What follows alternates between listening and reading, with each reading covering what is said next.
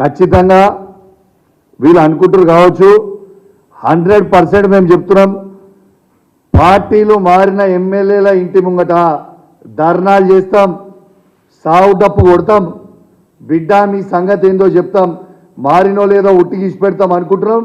ఎవరిని కూడా ఇచ్చిపెట్టే ప్రసక్తే లేదు.